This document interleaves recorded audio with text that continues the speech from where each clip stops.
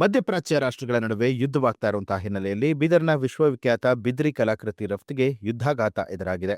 ಯುದ್ಧದಿಂದಾಗಿ ಬೀದರ್ನ ಐತಿಹಾಸಿಕ ಬಿದ್ರಿ ಕಲಾಕೃತಿಯ ರಫ್ತು ಶೇಕಡ 50ರಷ್ಟು ಕುಸಿತಗೊಂಡಿದ್ದು, ಬಿದ್ರಿ ಕಲಾವಿದರು, ಉದ್ಯಮಿಗಳು ಸಂಕಷ್ಟಕ್ಕೆ ಸಿಲುಕಿದ್ದಾರೆ.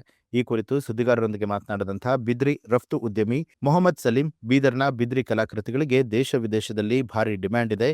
America, Dubai, Saudi, France, German ಸೇರಿದಂತೆ ಹಲವು ದೇಶಗಳಿಗೆ ಬಿದ್ರಿ ಕಲಾಕೃತಿಗಳು ರಫ್ತಾಗ್ತಾ ಇದ್ವು. ಆದರೆ ಯುದ್ಧದಿಂದಾಗಿ ಅಂತಾರಾಷ್ಟ್ರೀಯ ವಿಮಾನಯಾನ, ಹಡಗು ಸಂಚಾರದಲ್ಲಿ ವ್ಯತ್ಯಯ ಉಂಟಾಗಿದ್ದು, ಸಮಯಕ್ಕೆ ಸರಿಯಾಗಿ ಕಲಾಕೃತಿಗಳು ತಲುಪ್ತಾ ಇಲ್ಲ. ಇದರಿಂದ ವ್ಯಾಪಾರ ವಹಿವಾಟಿಗೆ ಭಾರಿ ಸಮಸ್ಯೆ ಆಗ್ತಿದೆ ಅಂತ ಹೇಳಿ ಬಿದ್ರಿ ರಫ್ತು ಉದ್ಯಮಿ ತಮ್ಮ ಅಳಲನ್ನ ತೋಡ್ಕೊಂಡಿದ್ದಾರೆ.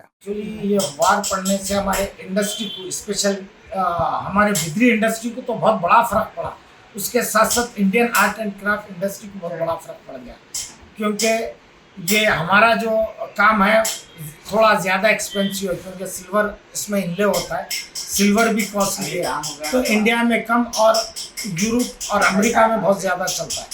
तो आजकल क्या है, ये वार होने से शिपिंग टोटल बंद हो जाने से पार्टियों को हम सामान सप्लाई नहीं कर सक रहे, पार्टियों का फ़ोन आ रहा, उनका प्रेशर हमारे माइंड पे है, तो ये वार की वजह से टोटल काम बंद होने के आधार पे है।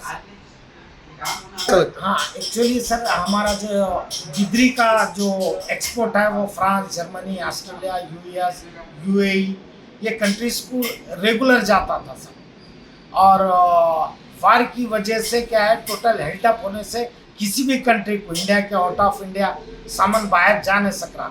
वो बॉम्बे में, हैदराबाद में सामान जाके हमारा रुक जा रहा है, जिसकी वजह से बहुत ज़्यादा तकलीफ है सर। अगर ऐसे ही हालत 1-2 महीने रहेगी तो आर्टिज़न काम छोड़ देंगे, क्योंकि आर्टिज़न को रोज़ काम करे तो ही उनको पैसा मिलता है और पैसे से ज़िंदगी चलती है। अब इंडस्ट्री की ऐसी हालत हो गई है वार की वजह से कि आर्टिज़न बर्दाश्त के बाहर हो जा रहा है, दूसरे क्राफ्ट को छोड़ के दूसरे फील्ड में जाने का खतरा हो गया है।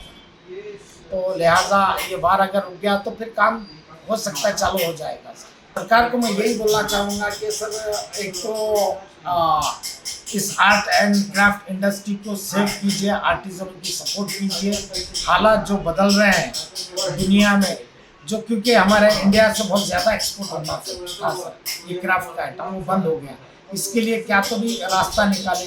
और दूसरी बात, सिल्वर बहुत ज़्यादा कॉस्टली हो गया, बहुत ज़्यादा, जिससे रॉ मटेरियल का रेट जैसा फ्लावर वाज पहले 2000 मिलता था, अब 6000 में बन रहा था, तो परचेस करने का कस्टमर को भी प्रॉब्लम हो रहा है। या हो सकता है रॉ मटेरियल एक सब्सिडी से प्रोवाइड करे तो ये क्राफ्ट को बचा सकते हैं सर, या ना तो कुछ दूसरी टेक्निक निकाल के आर्टिज़नों को ये काम में बिजी रख सकते हैं।